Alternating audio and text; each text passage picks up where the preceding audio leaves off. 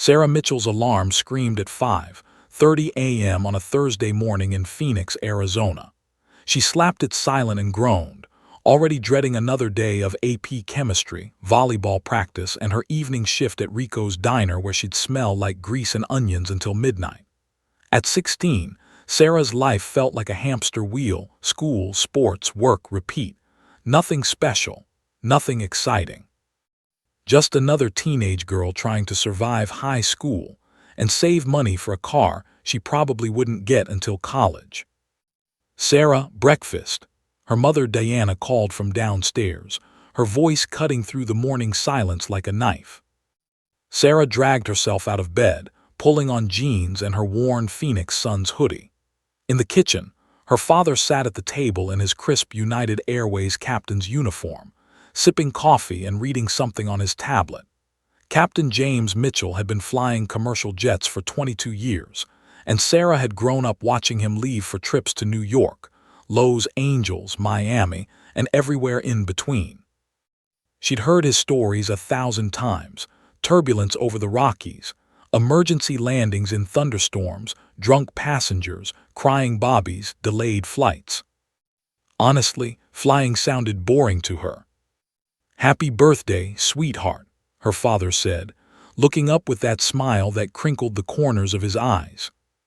Sarah blinked. "Dad, my birthday's not until Saturday." "I know, but I'm flying to Chicago on Saturday, so we're celebrating today." He slid an envelope across the table. "Open it." Sarah's mother set down a plate of scrambled eggs and toast, her expression curious. Sarah picked up the envelope, expecting maybe concert tickets or a gift card to Target. Instead, she pulled out a printed certificate with her name on it. Discovery Flight Desert Sky Aviation, 1-hour introductory lesson. A flying lesson? Sarah looked up confused. "Dad, I'm not really into." "Just try it," James interrupted gently. 1 hour. If you hate it, fine. But I've been flying for over 2 decades and I realized I've never actually taken you up and let you experience what I do. Just give it a chance. For me. How could she say no to that face? 2 days later, Sarah found herself at a small airport on the edge of Phoenix, staring at a tiny white and blue Cessna 172 that looked like it might fall apart if she sneezed on it. Her instructor, a weathered man in his 50s named Bob, had kind eyes and hands that looked like they'd touched a million airplane controls. "Ever been in a small plane before?" Bob asked, doing his pre-flight inspection. "No, sir. Only big commercial jets with my dad." "Well, you're in for a treat. This is real flying." He patted the Cessna's wing like it was a beloved pet. "Ready." Sarah climbed into the cramped cockpit, her father watching from the observation area. The seats were worn. The instrument panel looked ancient compared to the modern glass cockpits her dad described in Boeing 737s, and everything smelled like aviation fuel and old leather. Bob strapped her in, showed her the basic controls: yoke, rudder pedals, throttle, instruments, and started the engine. The propeller spun to life with a deafening roar. "You're going to take off," Bob said calmly through the headset. "Wait, what?" Sarah's eyes went wide. "I thought you'd fly and I'd just watch." "Nope, you're going to do it. I'll be right here on the controls with you, but your hands, your feet. Let's go." Sarah's heart pounded as Bob talked her through taxiing to the runway. The plane wobbled and jerked under her clumsy inputs. She was sweating, her hands slick on the yoke. They lined up on runway 21 and Bob said, "Throttle full forward. Keep us straight with the rudder pedals. When we hit 60 knots, gently pull back on the yoke." Sarah pushed the throttle. The engine roared. The plane surged forward, bouncing and rattling down the runway. Faster, faster. The airspeed indicator needle climbed 40 knots, 50, 55, 60. "Now," Bob said. Sarah pulled back gently on the yoke. And the ground fell away. The sensation was indescribable. One moment Sarah was bound to earth, the next she was floating, climbing, soaring. Phoenix spread out below her like a toy city, buildings shrinking, cars becoming ants, streets turning into lines on a map. The desert stretched endlessly in every direction, brown and gold and stunning. The morning sun painted the sky in shades of orange and pink she'd never noticed from the ground. "Oh my God," Sarah whispered, tears unexpectedly blurring her vision. "That's the reaction I was hoping for," Bob chuckled. "You've got the controls, turn left, gently." For the next 45 minutes, Sarah flew. She climbed, descended, turned, felt the plane respond to her touch like a living thing. Every movement of the yoke translated to movement in three-dimensional space. She wasn't driving on a road, she was carving through the sky itself. The fear melted away, replaced by pure, intoxicating joy. When they landed, Sarah actually landed the plane with Bob's guidance. She sat in the cockpit for a full minute, unable to speak. Her father met her on the tarmac. "Well, Dad," Sarah said, her voice shaking with emotion, "I get it now. I finally get why you do this." James Mitchell smiled, pulling his daughter into a tight hug. "I knew you would." That night, Sarah couldn't sleep. She lay in bed researching flight schools, pilot requirements, training costs. Her mother expressed concern. Flying was dangerous, expensive, not a practical career for a young woman. But Sarah didn't care. Something had awakened in her at 3,000 feet above Phoenix that morning. Something powerful and undeniable. Over the next 6 months, Sarah worked double shifts at Rico's diner, saving every penny. She took lessons twice a week, then 3 times a week. She studied for her written exam late into the night. She learned about aerodynamics, weather, navigation, emergency procedures. She soloed for the first time on a bright Tuesday morning, circling the airport alone with tears of triumph streaming down her face. By the time she turned 16 and a half, Sarah had logged 45 hours of flight time and earned her student pilot certificate. She dreamed of the day she'd wear captain's stripes like her father. She had no idea that dream was about to be tested in the most terrifying, impossible way imaginable. And it would happen much sooner than anyone could have ever predicted. 3 months after earning her student pilot certificate, Sarah stood in front of her bedroom mirror, adjusting the collar of her new navy blue dress. Her cousin Emma's wedding in Boston was going to be elegant, formal, and according to her mother, a wonderful opportunity to act like a normal teenager instead of obsessing over airplanes. Sarah rolled her eyes at the memory of that conversation but couldn't suppress her smile. Today was special for a different reason entirely. For the first time ever, she would fly across the country with her father, not as crew, but as a passenger sitting right beside him. "Sarah, we need to leave in 10 minutes, Diana called from downstairs, her voice tinged with the mild anxiety that always accompanied airport trips. Phoenix Sky Harbor International Airport buzzed with the usual Thursday morning chaos. Sarah walked through the terminal beside her parents, her small carry-on rolling behind her, eyes constantly drawn to the planes visible through the massive windows. She could identify most of them now: 737, A320s, 777s, and she loved watching them taxi, take off, and land with practiced precision. Flight UA 2847 to Boston Logan, now boarding all zones, the gate agent announced. James flashed his employee badge and they boarded early, entering the Boeing 737 MAX through the jet bridge. The familiar smell of recycled air and cleaning solution filled Sarah's nostrils. First class, a perk of her father's status, offered spacious leather seats in rows of 2. Sarah took the window seat, her father beside her, mother across the aisle. "Ladies and gentlemen, welcome aboard United Airways Flight 2847 with service to Boston Logan International Airport," came the smooth voice of the lead flight attendant over the PA system. "I'm Marcus Webb, and on behalf of Captain Robert Chen, First Officer Amanda Torres, and the entire crew, we're happy to have you with us today." Sarah peered toward the cockpit. The door was open during boarding and she caught glimpses of the pilots running through their checklists, fingers dancing over switches and screens. Her heart ached with longing. That would be her someday. She was sure of it. As passengers filed past, James leaned over. "Want to meet the crew?" Sarah's eyes lit up. "Seriously?" "Come on." He unbuckled and led her forward, tapping gently on the cockpit doorframe. "Captain Chen, got a minute?" A man in his early 50s turned, his captain's uniform crisp and professional, his face friendly. "Jimmy Mitchell, I heard you were deadheading on my flight. Come in, come in." "This is my daughter, Sarah," James said proudly. "She's a student pilot, just earned her certificate a few months ago." Captain Chen's face brightened. "No kidding, that's fantastic." He shook Sarah's hand firmly. "Robert Chen, this is my first officer, Amanda Torres." Amanda, a woman in her 30s with sharp eyes and a warm smile, turned from her pre-flight checks. "A student pilot, how many hours?" 45, ma'am," Sarah answered, trying not to sound too eager. "Flying Cessna 172s mostly."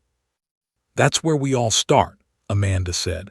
"I remember my first solo like it was yesterday, terrifying and exhilarating all at once." "Exactly," Sarah breathed. Robert gestured around the cockpit. "This is a bit different from a 172, huh? Glass cockpit, fly-by-wire systems, about 100 times more complex. But the principles are the same: stick and rudder, lift and drag, just on a bigger scale." Sarah's eyes devoured every detail. The primary flight displays, the navigation displays, the overhead panel with its hundreds of switches and circuit breakers, the center console with thrust levers and trim controls. It was overwhelming and beautiful. "Tell you what," Robert said, checking his watch. "Once we're at cruise and the seatbelt sign is off, come back up. I'll show you how this beast flies." Sarah's face flushed with excitement. "Really? Thank you so much." Back in her seat, Sarah could barely contain herself as the plane pushed back from the gate. The engine spooled up with that distinctive whine she'd grown to love. They taxied to runway 25L, and Sarah pressed her face against the window, watching the wings flex slightly, the flaps extending, the ground crew waving them off. The takeoff was smooth and powerful, so different from the gentle climbs in her Cessna. The 737 roared down the runway and rotated sharply, climbing at an aggressive angle that pushed her back into her seat. Phoenix dropped away beneath them, the desert spreading out in every direction under the brilliant Arizona sun. 2 hours into the flight, somewhere over Kansas, the seatbelt sign chimed off. The flight attendants began drink service. Sarah looked at her father hopefully. "Go ahead," James smiled. "Don't overstay your welcome, though." Sarah practically bounced up the aisle. Marcus, the lead flight attendant, was preparing the beverage cart. "Cockpit visit?" he asked knowingly. "Captain Chen invited me." "Give me a sec." Marcus knocked on the cockpit door with the special pattern and it opened. "VIP visitor for you, Captain." "Come on in, Sarah," Robert's voice called. Sarah stepped into the cockpit, and Amanda gestured to the jump seat directly behind the captain's chair. Best seat in the house for a guest. For the next 20 minutes, Sarah was in heaven. Robert explained the autopilot system, how they navigated using GPS waypoints, what each screen displayed, how they communicated with air traffic control. Amanda showed her the flight plan loaded into the computer, their exact route from Phoenix to Boston, complete with waypoints, altitudes, and estimated times. "We're at 35,000 feet right now," Robert said, tapping the altimeter. "Cruising at Mach 0.78. Weather ahead looks perfect, smooth ride all the way to Boston." "This is incredible," Sarah said, her voice full of awe. "Thank you so much for showing me all this." "Our pleasure," Amanda said. "Maybe someday you'll be sitting in this seat for real." Sarah grinned. "That's the dream." "Keep working at it," Robert encouraged. "If you've got the passion, and I can see you do, you'll make it." Sarah reluctantly returned to her seat, her mind racing with everything she'd seen. She buckled in beside her father, who squeezed her hand. "Good visit." "Dad, it was amazing. Captain Chen and First Officer Torres were so nice, and the cockpit is just..." The PA system crackled to life, cutting her off. "Ladies and gentlemen, this is lead flight attendant Marcus Webb." His voice was different now, tight, controlled, barely masking urgency. "If there is a physician, nurse, paramedic, or anyone with medical training on board, please press your call button immediately. We have a medical emergency." Sarah's stomach dropped. Her father's face went pale. Passengers began murmuring, looking around nervously. 2 people pressed their call buttons. A woman 3 rows back and a man in the rear of the cabin. Sarah's heart pounded. Medical emergencies happened sometimes on flights, probably just a passenger feeling ill, nothing serious. They'd handle it and everything would be fine. But then she noticed something that made her blood run cold. Marcus was rushing toward the cockpit, medical kit in hand, his face ashen. The emergency wasn't in the cabin. It was in the cockpit. The next 60 seconds unfolded in nightmarish slow motion. Marcus Webb burst through the cockpit door, and in that brief moment before it swung shut, Sarah saw something that stopped her heart. Captain Robert Chen slumped forward against his controls, his body limp, his head lolled to one side at an unnatural angle. "Oh God," Diana whispered, her hand flying to her mouth. She'd seen it too. James unbuckled immediately, his pilot instincts overriding everything else. Around them, passengers erupted in concerned whispers. A woman in medical scrubs rushed past, followed by an older man announcing he was a cardiologist. They disappeared into the cockpit, and the door sealed shut behind them. Sarah's hands gripped the armrest so tightly her knuckles went white. "Dad, what's happening?" "I don't know, sweetheart." But his jaw was clenched, his eyes fixed on that closed cockpit door. James Mitchell had 22 years of flying experience. He'd handled engine failures, hydraulic problems, bird strikes, and countless emergencies. But a pilot medical emergency at 35,000 feet, that was every aviator's nightmare. 3 minutes passed, 4, 5. The plane continued flying smoothly on autopilot, but Sarah could feel the tension radiating through the cabin like electricity. Passengers were no longer pretending everything was fine. People whispered anxiously. Some prayed. Others clutched their phones, though there was no signal at this altitude. Then the cockpit door opened. Marcus stepped out, his face the color of old paper. His hands trembled as he lifted the PA handset. When he spoke, his voice was steady only through sheer force of will. "Ladies and gentlemen, I need your attention." The cabin fell into absolute silence.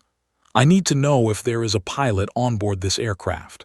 Any type of pilot, commercial, private, military. If you are a pilot, please identify yourself immediately." The words hung in the air like a death sentence. Sarah's father shot to his feet. "I'm a captain with United Airways," he called out. Relief flooded Marcus's face. "Sir, please come with me right now." James squeezed Sarah's shoulder quickly, then moved toward the cockpit. But the aisle was chaos. The medical team had left equipment scattered everywhere in their rush. A defibrillator case blocked the narrow walkway. Oxygen tanks lay on their sides. The medical bag was open, contents spilling out. "Excuse me, coming through," James said, trying to navigate the obstacle course. He was 3 feet from the cockpit door when it happened. James's foot caught on the strap of the medical bag. He lurched forward, off balance, arms windmilling. He tried to catch himself on the galley wall, but his hand missed. His right shoulder slammed directly into the cockpit doorframe with a sickening, hollow crack that echoed through the forward cabin. James crumpled to his knees, his face contorting in agony. His right arm hung at a grotesque angle, and when he tried to move it, a strangled scream tore from his throat. "James!" Diana shrieked, unbuckling and rushing forward. Sarah sat frozen, watching in horror as Marcus and another flight attendant, Jennifer, helped her father into a seat in the galley. His face was gray with pain, sweat pouring down his temples. He tried to lift his right arm and couldn't. tried to move his fingers and they barely twitched. "I can't," James gasped, tears streaming down his face. "I can't move it. My shoulder, I think it's dislocated or broken, I can't." Cardiologist emerged from the cockpit, his expression grave. "We need that pilot now. Captain Chen has had a massive myocardial infarction. His heart stopped, but we got him back. He's unconscious and completely incapacitated. The first officer," he paused, choosing his words carefully. "She's violently ill, some kind of food poisoning. She can barely stay conscious, can't focus her eyes, can't coordinate her movements. She tried to keep flying, but she's in no condition to operate this aircraft." Marcus stared at James's useless arm, then back at the doctor, his face crumbling. "But he's injured, he can't fly. What do we?" "Is there anyone else?" the cardiologist demanded. "Anyone at all?" Marcus's voice rose to near panic. "I already asked. He's the only pilot." In the cabin behind them, passengers were beginning to realize what was happening. The murmurs turned to frightened voices. A child started crying. Someone shouted, "What's going on up there?" Sarah stood slowly, her legs weak beneath her. She moved toward the galley where her father sat cradling his destroyed shoulder. Their eyes met. "Sarah, no," James said immediately, reading her expression. "Don't even think about it." "Dad, you can't fly. Captain Chen can't fly. First Officer Torres can't fly." Her voice was surprisingly steady despite the terror coursing through her veins. "There's nobody else." "You have 45 hours in a Cessna 172, James's voice cracked. "This is a Boeing 737 MAX with 220 people on board." "I know." Sarah's heart hammered so hard she thought it might break through her ribs. "But what's the alternative?" The question hung in the air like a guillotine blade. Marcus looked between them, his face uncomprehending. "Wait, what? Who is this?" "My daughter," James said, his voice breaking. "She's a student pilot, 16 years old."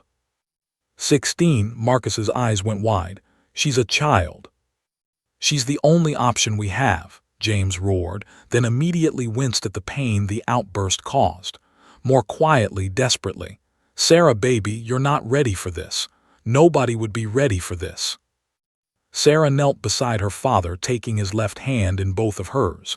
She was shaking so violently she could barely hold on. "You're going to have to talk me through it. Every single step. I can't do this without you."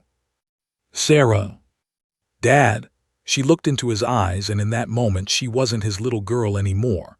She was a pilot faced with an impossible situation. 220 people are going to die if someone doesn't fly this plane. I'm terrified. I'm not qualified. I probably can't do this, but I'm all we've got." James stared at his daughter, watching 16 years of childhood evaporate in an instant. Then slowly he nodded. "Okay," he whispered. "Okay, Marcus, help her into the cockpit. Now." Sarah stood on trembling legs. As she moved toward the cockpit door, she heard passengers beginning to panic behind her, voices rising in fear. She heard her mother sobbing. She heard Marcus calling for calm over the PA system. But all Sarah could focus on was putting one foot in front of the other. The cockpit door swung open. First Officer Amanda Torres sat in the right seat, her face green, vomit splattered on her uniform, barely conscious. Captain Chen lay on the floor behind the seats, the doctor performing CPR, his chest compressions keeping a dying man's heart beating. And in the left seat, the captain's seat, no one sat at all. Sarah's vision tunneled. This couldn't be real. This couldn't be happening. But it was. Marcus guided her toward the right seat as the doctor dragged Torres out. Sarah slid into the seat and her hands found the yoke. It was nothing like the Cessna. The instruments were a glowing sea of incomprehensible information. The throttles were massive. The plane was alive beneath her, vibrating, humming, hurtling through the air at 500 miles per hour. Her father's voice came from directly behind her, tight with pain but forcing calm. "First thing, baby, key the radio. Tell them what's happening." Sarah's hand shook as she pressed the transmit button on the yoke. Kansas City Center. Her voice cracked, barely a whisper. She swallowed hard and tried again, louder this time. Kansas City Center, this is United 2847. United 2847, Kansas City Center, go ahead. Sarah closed her eyes, took a breath, and spoke the words that would change everything. I'm a 16-year-old student pilot with 45 hours of flight time. I'm the only person who can fly this airplane. Silence that followed Sarah's transmission lasted an eternity. 3 seconds, 5 seconds, 10. In the Kansas City Air Route Traffic Control Center, Controller David Park sat frozen at his radar scope, his hand still on the transmit button, his mind refusing to process what he'd just heard. Around him, other controllers stopped what they were doing. Conversations died mid-sentence. Everyone stared at David's screen, where the data tag for United 2847 blinked innocently. Altitude 35,000 feet, ground speed 487 knots, heading 75 degrees. Just another airplane, except it wasn't. David had been an air traffic controller for 20 years. He'd handled engine failures, hijackings, fuel emergencies, hydraulic problems. He'd talked pilots through blizzards and thunderstorms. He'd guided planes with dead engines to emergency landings. But this, a 16-year-old student pilot flying a commercial jet with 220 souls on board. This was impossible. United 2847, David finally managed, his voice carefully controlled. Say again your last transmission. In the cockpit, Sarah's hands gripped the yoke so tightly her fingers were turning white. Sweat poured down her temples. The captain's seat, now vacant after the medical team had pulled Chen's unconscious body out, seemed to mock her from 2 feet away. The autopilot was flying the plane, but she could feel every vibration, every tiny movement through the controls. Kansas City, United 2847, Sarah repeated, her voice stronger now though her entire body shook. Captain Chen has had a heart attack and is incapacitated. First Officer Torres has severe food poisoning and cannot function. There is another captain on board, but he's injured and cannot operate the controls. I am Sarah Mitchell, student pilot certificate, 45 total flight hours, all in single-engine Cessna aircraft. I am the only person on this aircraft capable of flying.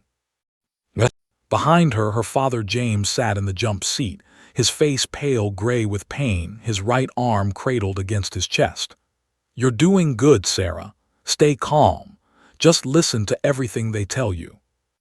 David Park's supervisor, Helen Rodriguez, appeared at his shoulder. Is this real? She whispered. I think so. David keyed his microphone again. United 2847, Roger. Understand you have a student pilot at the controls. Can you confirm? Are you current on the aircraft's position and status? Autopilot engaged. Sarah looked at the primary flight display in front of her. Her training kicked in, altitude, airspeed, heading. Affirmative, autopilot is engaged. We're at 35,000 feet, airspeed. She squinted at the display. 487 knots ground speed, heading 75.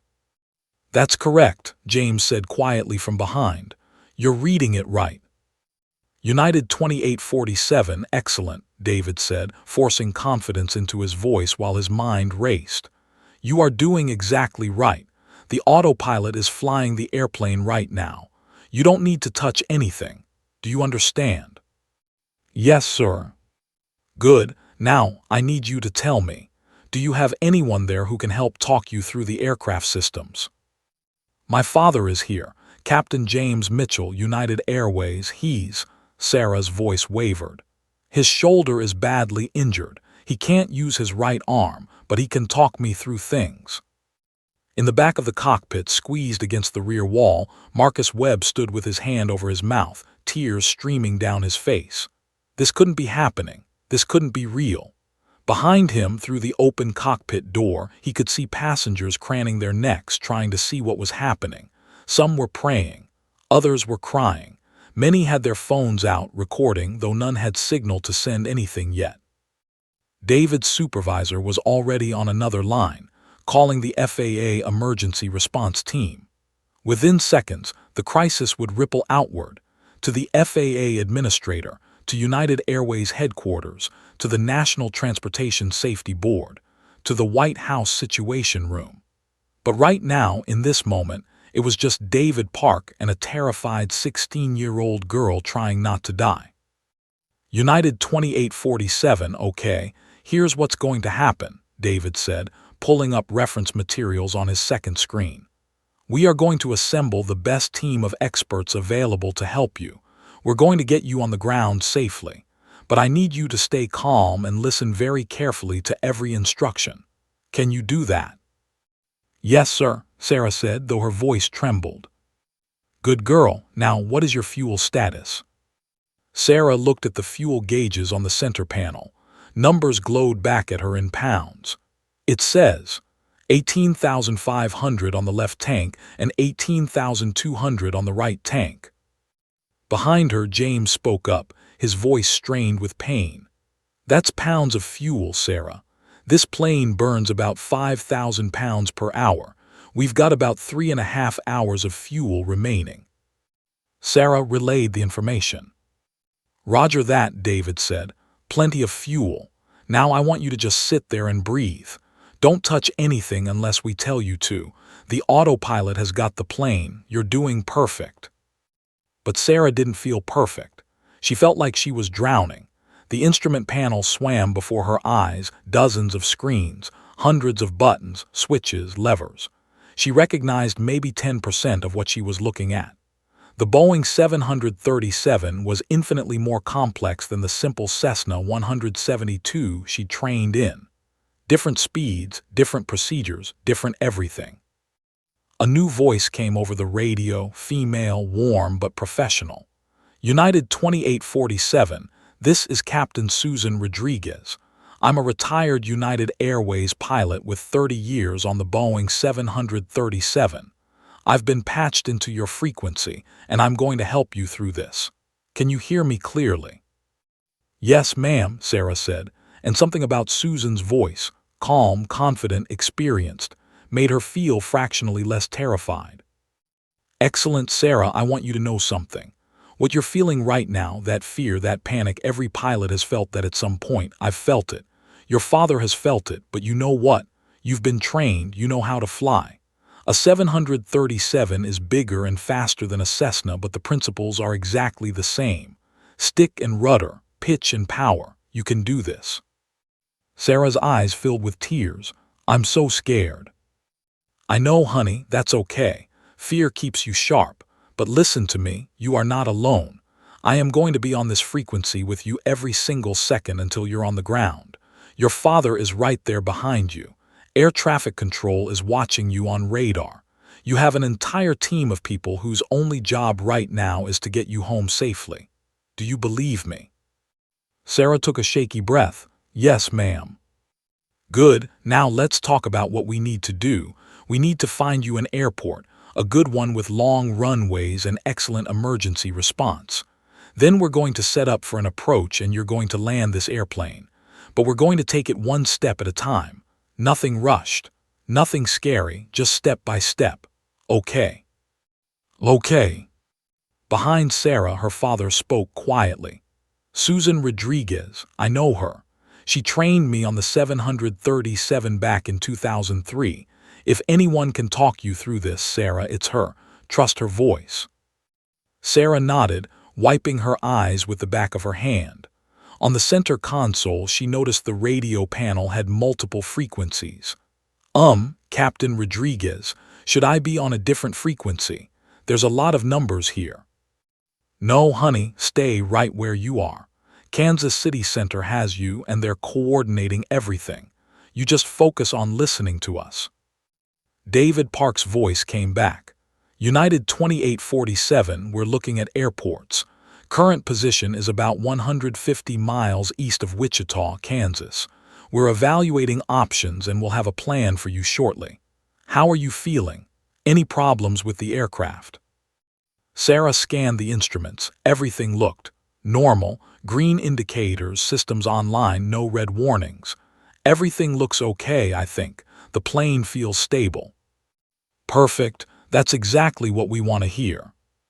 In the cabin behind the cockpit, Jennifer, the other flight attendant, was trying to keep passengers calm. But word had spread. Everyone knew. A teenage girl was flying the plane. The videos passengers had recorded on their phones would later show the raw terror on people's faces. Some praying, some writing goodbye texts hoping they'd send when they landed, some just sitting in shocked silence. One passenger, a man named Robert Chen Jr., sat in seat 12C with tears streaming down his face. He just watched his father, Captain Robert Chen, carried unconscious to the rear galley where the doctor was still trying to stabilize him. And now his father's fate, his own fate, the fate of everyone on this plane rested in the hands of a child. Sarah's arms were already aching from gripping the yoke, even though the autopilot was doing all the work. Her back was drenched with sweat. Every nerve in her body was firing at once. "Sarah," her father's voice, quiet but steady despite his pain, "look at me." She turned her head slightly. "You've got this. I know you're terrified, but you've been trained for this. Every hour you've logged, every landing you've practiced, every emergency procedure we talked about, all of that was preparing you for this moment. You are a pilot. Start thinking like one." Sarah turned back to the instruments and something shifted inside her. The panic was still there, it would never fully go away, but underneath it something else emerged. Training, discipline, focus. She was a pilot. And pilots fly. CNN broke the story first. At 2:47 p.m. Eastern Time, a red breaking news banner flashed across millions of television screens. Teen girl flying commercial jet, 220 lives at stake. Within 30 seconds, every major news network in America interrupted their regular programming. NBC, ABC, Fox, CBS, MSNBC.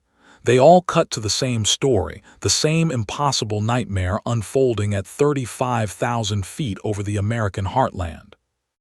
"We're receiving extraordinary reports from United Airways Flight 2847, a CNN anchor said, his voice tight with barely controlled shock. "Sources confirm that a 16-year-old student pilot is currently at the controls of a Boeing 737 carrying 220 passengers and crew after both pilots became incapacitated mid-flight. We want to emphasize, this is not a drill, not a simulation. This is happening right now." In Phoenix, Arizona, Diana Mitchell sat in her sister's living room, having been escorted off the plane at an emergency stop the aircraft never made. The phone call had come from United Airways 30 minutes ago. There was an emergency aboard Flight 2847. Her husband was injured. Her daughter was flying the plane. Diana had collapsed. Now she sat on the couch, surrounded by family and friends who'd rushed over, staring at the television in absolute horror. Her sister held her hand. Her mother prayed in Spanish. Her brother paced, phone pressed to his ear, trying to get information from anyone who would talk to him. On the screen, a grainy cell phone video played, shot by a passenger in the forward cabin before phones were confiscated to prevent panic. It showed Sarah's back as she sat in the cockpit, her small frame dwarfed by the captain's seat, her hands visible on the yoke, trembling. "That's my baby," Diana whispered, tears streaming down her face. "That's my little girl." The video had already gone viral. Someone had uploaded it before flight attendants could stop them, and now it was everywhere. Twitter, Facebook, Instagram, TikTok, Reddit. The hashtag #SaveSarah was trending #1 worldwide within 15 minutes. Across America, life stopped. In schools, teachers wheeled TVs into classrooms. Sarah's own high school in Phoenix went into crisis mode. Her classmates gathered in the auditorium, watching in stunned silence as their friend, the quiet girl who worked at Rico's diner and talked endlessly about flying, fought for her life on live television. Her best friend Maya sobbed in the front row. She can do this, Maya kept repeating like a mantra. She can do this, she has to do this. In offices, work ceased. People crowded around break room televisions. In bars, sports were forgotten. In homes, families gathered. Churches opened their doors for prayer vigils. Strangers on the street stopped to watch through store windows. 200 million Americans, and hundreds of millions more around the world, held their collective breath. At the FAA headquarters in Washington, D.C., the Emergency Operations Center had transformed into a war room. Administrator Patricia Lawson stood at the center, surrounded by aviation experts, Boeing engineers, United Airways executives, and crisis management specialists. Satellite phones rang constantly. Computer screens displayed real-time data from Flight 2847, altitude, speed, position, fuel, everything. "Where are we on getting her to an airport?" Patricia demanded. "St. Louis Lambert International," a senior controller responded. "Best option, longest runways, excellent emergency response, and it's almost directly on her current flight path. ETA 45 minutes if we start vectoring her now." "What about the weather?" "Clear skies, winds light and variable, perfect conditions." Boeing engineer's status.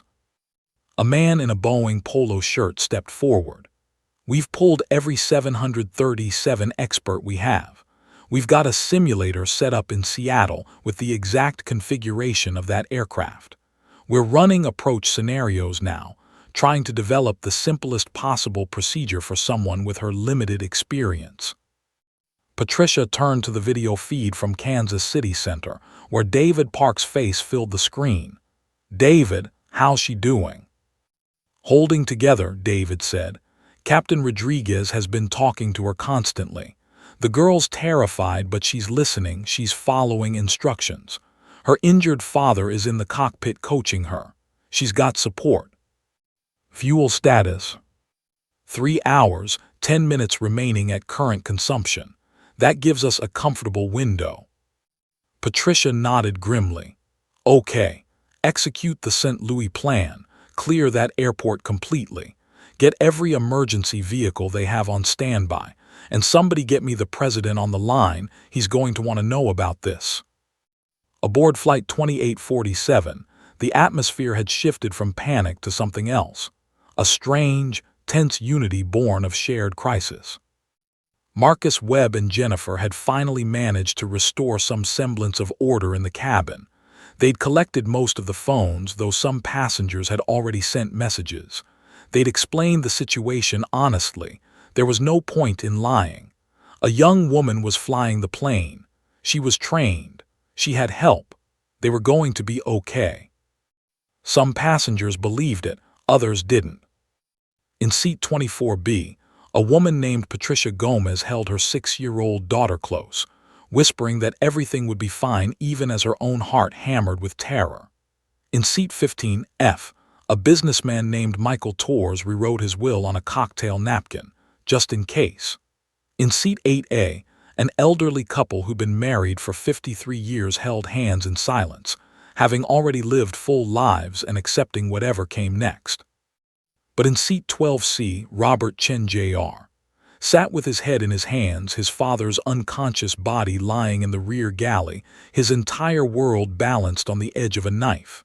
He'd heard the flight attendants talking. The girl flying the plane was the daughter of another pilot, a student, a child. His father's life was in her hands. Everyone's life was in her hands. In the cockpit, Sarah's world had narrowed to a tunnel. She no longer heard the passenger noises behind her. She didn't think about the cameras, the news coverage, the millions watching. All that existed was Susan Rodriguez's voice in her headset, her father's quiet coaching from behind, and the instruments glowing in front of her. "Sarah, we're going to start making some changes soon," Susan said gently. "We're going to turn you toward St. Louis. It's a good airport, long runways. But first, I want you to practice something simple. I want you to disconnect the autopilot for just 10 seconds and hand fly the airplane. Can you do that for me?" Sarah's heart rate spiked. "Hand fly it." Just for 10 seconds. I need to know you can control the aircraft manually when it's time to land. Your father will talk you through it. Nice and gentle. No big movements. Just 10 seconds, then you can re-engage the autopilot. Sarah looked at the autopilot disconnect button on the yoke. Her finger hovered over it. You can do this, Sarah, her father said from behind. Gentle pressure. Feel the plane respond. You've done this 1,000 times in the Cessna. Sarah pressed the button. The autopilot disconnected with a soft chime, and suddenly the plane was alive in her hands. She could feel everything, every tiny air current, every subtle movement. The yoke wanted to drift, and she corrected, too much, then back, finding the balance. 5 seconds, Susan counted. You're doing beautifully, keep it steady. 3 seconds, 2, 1, re-engage. Sarah pressed the button again. The autopilot reconnected, taking control back. She gasped, realizing she'd been holding her breath. Outstanding, Susan said warmly. You just hand flew a 737 at 35,000 feet. That's more than most people will ever do in their entire lives. You're ready for this, Sarah, I promise you. But Sarah's arms were shaking. The 10 seconds had felt like 10 hours, and she was going to have to do that again for much longer during the approach and landing. Kansas City, United 2847, David Park's voice came through. We're ready to begin vectors toward St. Louis. Sarah, I'm going to give you a heading to turn to. The autopilot will make the turn for you. All you need to do is dial in the heading I give you on the MCP. That's the panel in the center where you see the heading window. Can you see it? Sarah squinted at the mode control panel. I think so. Right there, her father said, pointing with his good hand. The window that shows 75, that's your current heading. You're going to turn that knob to change the heading. United 2847, turn left, heading 45, David instructed. Sarah reached for the heading knob with a trembling hand. She turned it slowly, watching the numbers decrease. 70, 65, 60, 05550, 45. The airplane banked gently left, beginning its turn toward St. Louis. Toward her destiny. Toward the landing that would either save 220 lives or end them all. St. Louis Lambert International Airport had never seen anything like it. Every fire truck in the city converged on the airport, 17 in total, their red and white lights flashing in synchronized urgency. 32 ambulances lined the taxiways. Foam trucks stood ready with thousands of gallons of fire-suppressing chemicals. Rescue helicopters circled overhead. The Missouri National Guard had dispatched a medical unit. Every trauma surgeon within 50 miles was being called in. The airport itself had been completely shut down. Every flight, arriving and departing, was diverted to other cities. The massive complex that normally bustled with thousands of travelers stood eerily empty. Only emergency personnel remained, hundreds of them, all preparing for the unthinkable. Airport Director Thomas Reynolds stood in the tower, binoculars in hand, scanning the western sky. "How long?" he asked quietly. 28 minutes, the tower controller responded, his voice hollow.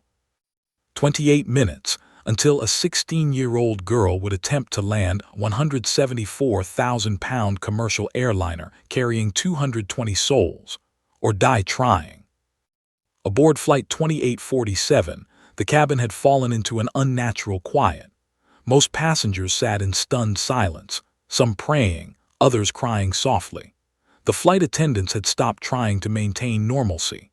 Jennifer sat in a jump seat near the rear, her hands clasped so tightly her knuckles were bone white. Marcus stood outside the cockpit door like a guardian, watching Sarah's back through the opening, whispering prayers under his breath. In the rear galley, Dr. Raymond Foster continued working on Captain Chen.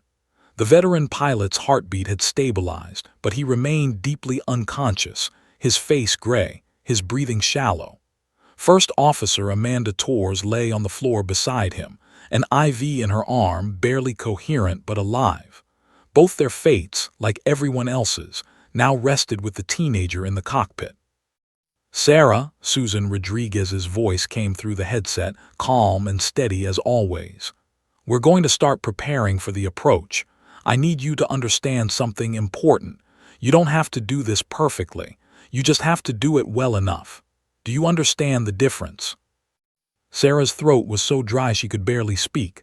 I think so. Perfect landings are for air shows. Today, we just need to get this airplane on the ground in one piece. Doesn't matter if you bounce. Doesn't matter if you land hard. Doesn't matter if you use every inch of that 11,000-foot runway. All that matters is that you get those wheels on the pavement and stop the airplane. Everything else is just details. "Okay," Sarah whispered, though her entire body was trembling. Behind her, James Mitchell fought through waves of pain radiating from his shattered shoulder. Every breath hurt. His right arm was useless, secured against his chest with strips of cloth torn from blankets. But his mind was sharp, focused entirely on his daughter. "Sarah, listen to Susan. She's absolutely right. You're not trying to impress anyone. You're just bringing it home." David Park's voice cut in. "United 2847, you're currently 80 miles west of St. Louis. We're going to begin descending you shortly. Right now, I need you to locate the vertical speed wheel on the MCP. It's right next to the heading knob." Sarah found it, a large knob marked with VS. Her hand hovered over it. "Good," David continued. "When I tell you you're going to turn that wheel down slowly, this will command the autopilot to descend. The plane will pitch down slightly, don't be alarmed. That's supposed to happen. We're going to descend at 1,500 feet per minute. Your target altitude is 10,000 feet. Ready." Sarah's finger touched the wheel. "Ready." United 2847, descend and maintain 10,000 feet. Sarah turned the wheel down. The vertical speed indicator dropped to minus 1,500 feet per minute. The nose pitched down slightly, and her stomach lifted as the plane began descending. The altimeter started unwinding. 34,900 feet, 34,700, 34,500. "Perfect," Susan encouraged. "You're doing it exactly right. Now as we descend, the plane is going to want to go faster. We need to slow down. Do you see the speed window on the MCP? It currently shows 290 knots. Sarah found it, squinting at the glowing numbers. "We need to slow to 250 knots below 10,000 feet. That's the speed limit. I want you to turn that speed knob down from 290 to 250. Can you do that?" Sarah turned the knob. The numbers decreased. 280270260250. 250. Immediately, she felt the aircraft slow slightly as the auto throttle reduced power. "Excellent work," Susan said. "You're a natural at this, Sarah, I mean that."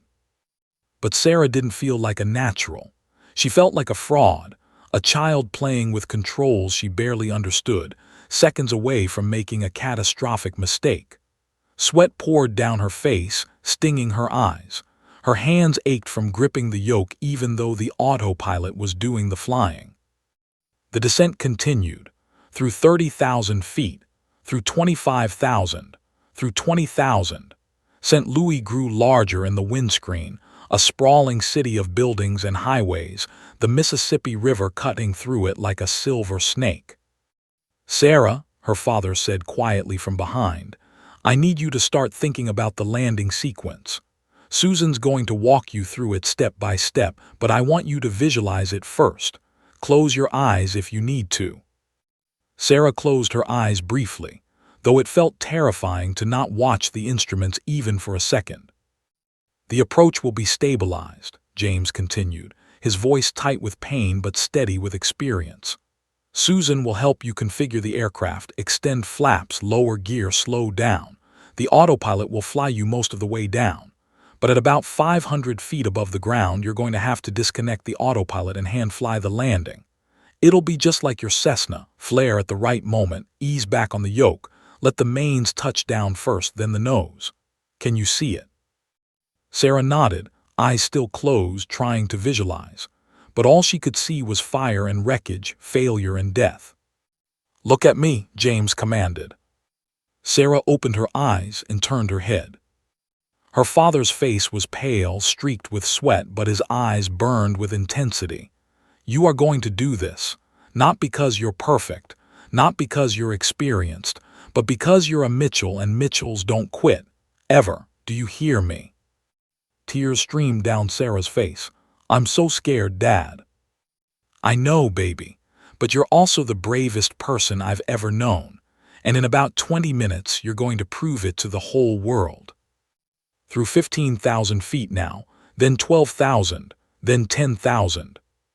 United 2847, level at 10,000 feet, David Park instructed. "Begin slowing to 210 knots. Sarah adjusted the speed, and the aircraft leveled off. St. Louis filled the windscreen now, close enough to see individual buildings, cars on highways, people living their normal lives having no idea what was about to happen in their sky. "Sarah," Susan said, her voice taking on a more serious tone, "it's time to start configuring the aircraft for landing. This is going to feel strange because we're going to make the plane slower and heavier by extending flaps and landing gear. The airplane will want to pitch down, and you'll hear sounds you're not familiar with. But it's all normal. Your father will help you with the flap settings." James leaned forward, grimacing. "Flaps are on the center console, right side. There's a lever with positions marked 0, 1, 2, 5, 10, 15, 25, 30, 40. Right now you're at 0, flaps up." Sarah found the lever, her hands shaking as she gripped it. "United 2847, reduce speed to 180 knots and extend flaps to position 5, David instructed. Sarah adjusted the speed, then moved the flap lever to 5. Immediately, she heard a whirring sound behind her as massive panels extended from the wings. The plane shuddered slightly, the nose wanting to pitch down. The autopilot compensated, holding altitude. "Flaps 5, speed 180, Sarah reported, her voice barely steady. "Beautiful," Susan praised. "You're doing everything perfectly." But perfect wasn't good enough. Perfect was landing smoothly with decades of experience. Sarah just needed to survive. "United 2847, turn right heading 110, descend and maintain 5,000 feet, David commanded. "You're being vectored for a straighten approach to runway 11. This is it, Sarah. We're setting you up for landing." Sarah's heart nearly stopped. This was really happening. No more practice, no more preparation. In less than 15 minutes, she would either land this airplane or crash it. There was no middle ground. She adjusted the heading, started the descent, her hands moving almost automatically now through procedures she'd practiced 100 times in the Cessna, but never imagined doing in a jet with 220 lives at stake. Through the windscreen, she could see it now. Runway 11, a long gray strip pointing almost directly at her. Emergency vehicles lining both sides like spectators at a deadly sporting event. Her runway. Her fate. Her impossible landing. 5 miles from the runway, Sarah Mitchell could see every detail of the airport spreading below her. The terminal buildings, the parking lots, the network of taxiways, and that long strip of concrete that represented either salvation or death. "United 2847, you're 5 miles from the runway," David Park's voice was steady, but Sarah could hear the tension underneath. "Reduce speed to 150 knots. Extend flaps to 15. Sarah's hands moved to the controls. Speed knob down to 150. Flap lever to 15. The plane shuddered as more wing surface extended, slowing them down, becoming heavier, more committed to landing. "Flaps 15, speed 150, she reported, her voice a hoarse whisper. "Sarah," Susan Rodriguez said, and something in her tone made Sarah's breath catch. "It's time to lower the landing gear. On the center console, there's a gear lever shaped like a wheel. Find it." Sarah's eyes darted across the panel. There, a lever with a wheel-shaped handle currently in the UP position. When you move that lever to DOWN, you're going to hear a loud noise like a crash. It's just the gear doors opening and the wheels dropping. Don't panic. 3 green lights will appear showing all 3 gear are down and locked. Okay. Okay, Sarah breathed. Lower the landing gear. Sarah grabbed the lever and pulled it down. The sound was apocalyptic, a thunderous bang followed by rushing wind and mechanical grinding. The entire airplane shook violently. Behind her, passengers screamed. Sarah's hands flew to the yoke, gripping it in terror even though the autopilot was still engaged. "It's okay," James shouted over the noise. "That's normal. Watch for 3 green lights." 3 lights illuminated on the panel. Nose gear left main, right main. All green. "Gear down, 3 green," Sarah called out, her heart hammering. "Perfect," Susan said. "You're configured for landing 4 miles from the runway. Extend flaps to 30. Sarah moved the flap lever again. More shuddering, more drag. The plane settling into its final landing configuration like a massive bird preparing to roost. On the ground, every emergency vehicle had their engines running. Firefighters stood ready with hoses. Paramedics gripped their medical bags. Airport Director Thomas Reynolds watched through binoculars, his hands shaking so badly he could barely hold them steady. 3 miles, David announced. "You're on the glide slope on the center line. Everything looks perfect from here, Sarah. You're doing it." But Sarah didn't feel like she was doing it. She felt like she was falling, plummeting toward the earth at an impossible speed. Through the windscreen, the runway grew larger with every passing second. She could see the numbers painted on the threshold. 11. She could see the touchdown zone markings, the centerline stripe, every crack in the concrete. 2 miles, David said. Airspeed 140 knots, reduced to 135, final flap setting, flaps 40. Sarah's hand trembled as she moved the flap lever to the final position. The plane slowed dramatically, the nose pitching up slightly, everything feeling wrong and sluggish. "Flaps 40, she whispered. Behind her, James Mitchell leaned forward despite the agony in his shoulder. "Baby, listen to me. In about 60 seconds, you're going to disconnect the autopilot and hand fly this landing, just like we practiced. You remember what I taught you." "Aim for the numbers," Sarah recited mechanically. "At 50 feet, begin the flare. Ease back slowly on the yoke. Main gear touches first, then nose gear. After touchdown, thrust reversers and brakes." "That's my girl. Susan, you want to take her through it." 1 mile from the runway, David interrupted. "You're looking beautiful, Sarah, just beautiful." But Sarah couldn't breathe. The runway filled her entire field of vision now, rushing up to meet her at 135 knots, over 150 miles per hour. The wings rocked slightly in turbulence. The plane felt heavy, resistant, like it wanted to fall out of the sky. "Sarah," Susan's voice cut through her panic. "At 500 feet above the ground, I need you to press the autopilot disconnect button on the yoke. The plane will be yours to fly. Small corrections. Trust your training. I'll be counting down your altitude. Okay." "Okay," Sarah said, though it came out as a sob. The radio altimeter began counting down. 800 feet, 700 feet, 600 feet. 500 feet, Susan said calmly. "Disconnect the autopilot, you have control." Sarah pressed the button. The autopilot disconnected with a soft chime, and suddenly the yoke was alive in her hands, moving, pulling, fighting her. The plane wanted to drop. She pulled back slightly, too much, the nose pitched up, airspeed dropped to 130. "Easy," James called. "Small corrections, get your speed back." Sarah pushed forward slightly. The nose dropped. Speed increased to 135. The runway rushed up faster now. 400 feet, Susan counted. "You're doing great, keep the nose on the horizon, right there, perfect." Sarah's vision tunneled. Everything disappeared except the runway ahead.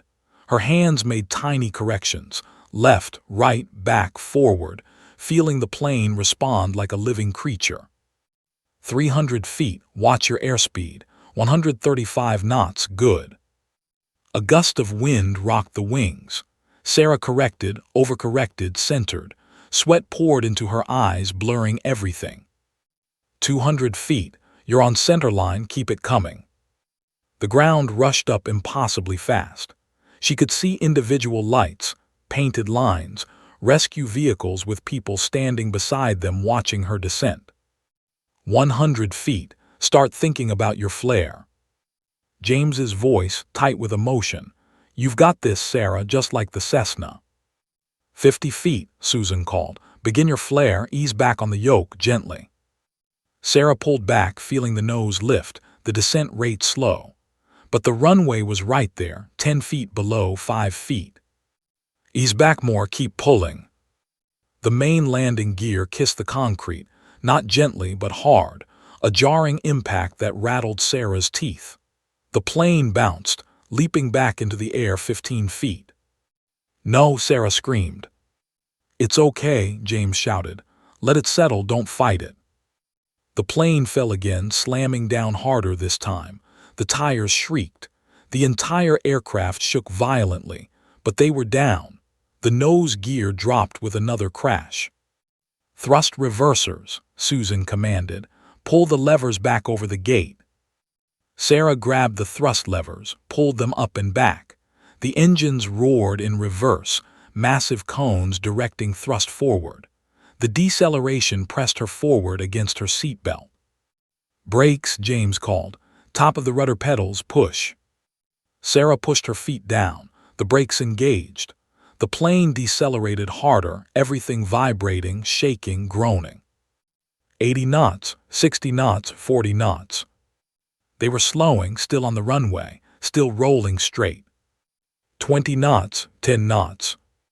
The Boeing 737, with Sarah Mitchell at the controls, rolled to a complete stop 4,200 feet down runway 11. For 3 seconds, absolute silence. Then the cabin exploded.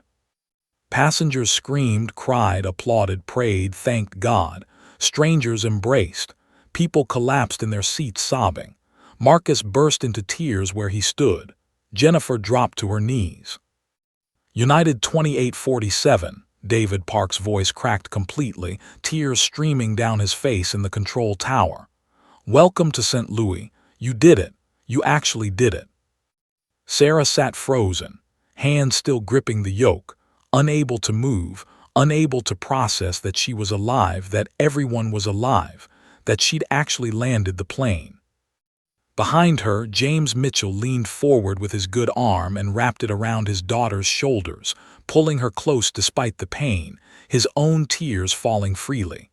"That's my girl," he whispered. "That's my brave, incredible girl." Susan Rodriguez's voice came through one last time, thick with emotion. "Sarah Mitchell, you just became a legend. I am so proud of you." Through the windscreen, Sarah watched emergency vehicles surround the plane, firefighters spraying foam on the hot brakes, paramedics rushing forward with stretchers. She'd done it. Against impossible odds, against all logic, against everything that should have killed them all, she'd brought 220 people home. The Boeing 737 sat motionless on runway 11, surrounded by a sea of flashing lights. Within seconds, emergency stairs were rolled to the forward door. Paramedics flooded into the aircraft, moving with practiced urgency toward the rear galley where Captain Chen and First Officer Torres awaited transport. Sarah sat in the cockpit, unable to move. Her hands remained locked on the yoke, knuckles white, muscles frozen in position. She couldn't feel her legs, couldn't feel her arms. Her mind was blank, shut down, overwhelmed by what had just happened. "Sarah," Marcus Webb appeared in the cockpit doorway, his face streaked with tears.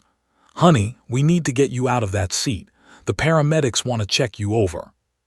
She didn't respond, couldn't respond. Marcus gently pried her fingers from the yoke one at a time.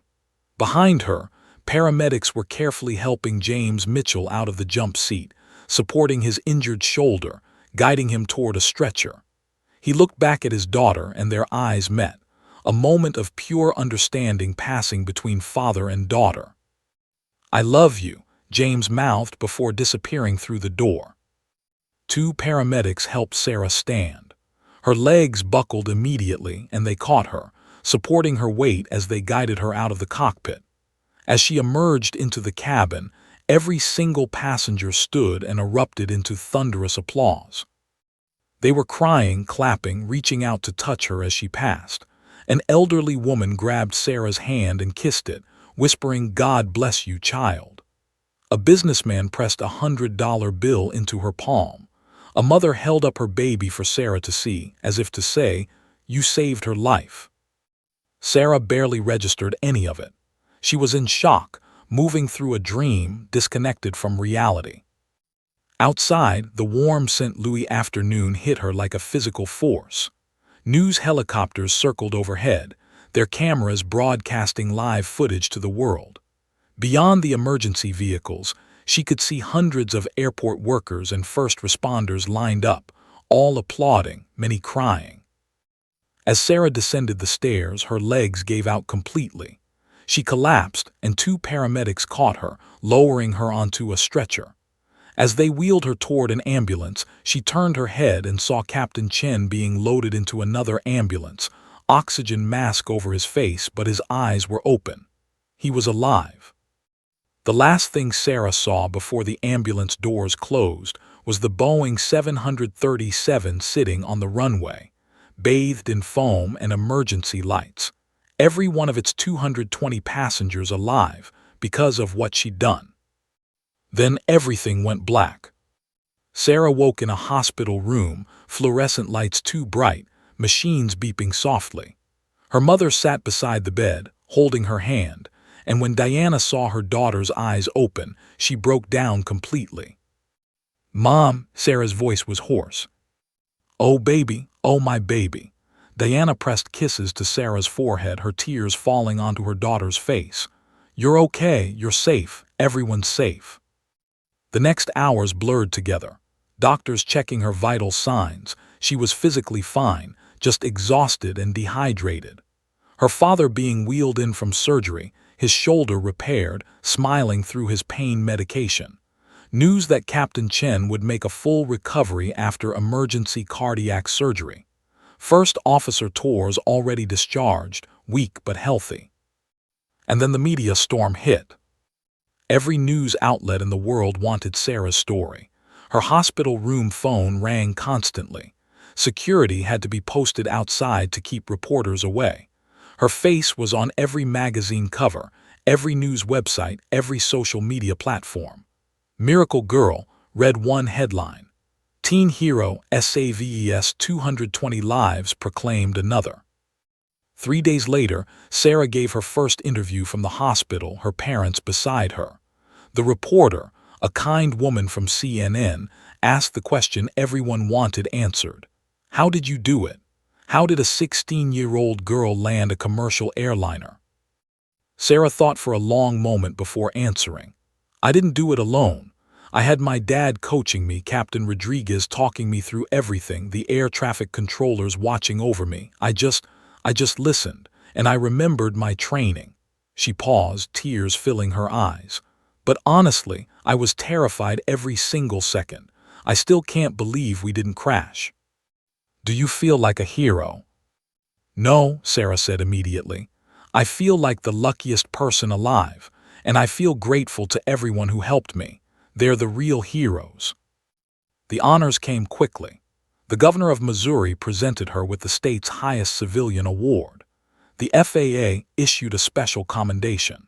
United Airways offered her a full scholarship to any aviation university and guaranteed her a pilot position upon completing her training and meeting all requirements. Boeing engineers invited her to their Seattle facility to sit in their flight simulators. But the greatest honor came 2 weeks after the landing, when Sarah received a phone call from Captain Robert Chen himself. "I understand you saved my life," he said, his voice still weak but warm. More than that, you saved my son's life. He was on that plane too, sitting in coach. Sarah hadn't known that. I owe you everything, Captain Chen continued. When I'm cleared to fly again, I want you in my cockpit. I want to teach you everything I know. Deal. Deal, Sarah whispered, crying. But recovery wasn't easy. The nightmare started a week after the landing, visions of crashing, of fire, of failing. Sarah would wake screaming, drenched in sweat, reliving those terrifying minutes. Her mother found her a therapist who specialized in trauma, and slowly, painfully, Sarah began processing what she'd been through. Her classmates treated her differently now, some with awe, others with jealousy, many with distance. Sarah was no longer just another student. She was the girl who'd landed the plane, and that changed everything. 6 months later, on a warm spring morning, Lambert International Airport held a special ceremony. A plaque was unveiled at the end of runway 11. On this runway, Sarah Mitchell, age 16, landed United Flight 2847, saving 220 lives through courage, skill, and determination.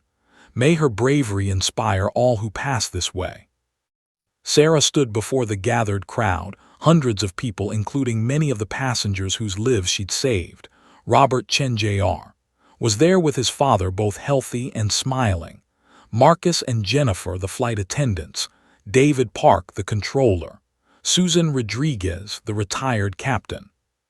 When Sarah stepped to the microphone, her voice was steady. I'm not a hero. I was just a scared girl who had people who believed in me when I couldn't believe in myself. My father always said that courage isn't the absence of fear. It's doing what needs to be done despite the fear. That day, I learned he was right. She paused, looking at the faces before her. I also learned that we're never truly alone. When we're at our lowest, when the impossible stands before us, there are always people ready to help us through. That's what saved us that day, not just me, but all of us working together. The crowd erupted in applause. 1 year later, Sarah Mitchell, now 17, passed her private pilot check ride on her first attempt. Her examiner was Captain Susan Rodriguez, who signed her temporary certificate with tears in her eyes. That afternoon, Sarah took her father flying, her first time as pilot in command with a passenger. James sat in the right seat of a small Cessna 172, his shoulder fully healed, watching his daughter with overwhelming pride. As they climbed through 3,000 feet over Phoenix, the city spreading below them just as it had on that first Discovery flight that changed everything, Sarah looked over at her father and smiled. She was home in the sky, where she belonged. Ready for some steep turns? She asked. James laughed. You're the pilot in command, you tell me. And for the first time since that impossible day over Kansas, Sarah Mitchell felt truly, completely at peace. She was a pilot. And nothing, not fear, not doubt, not the weight of impossible odds, would ever take that away from her. The end.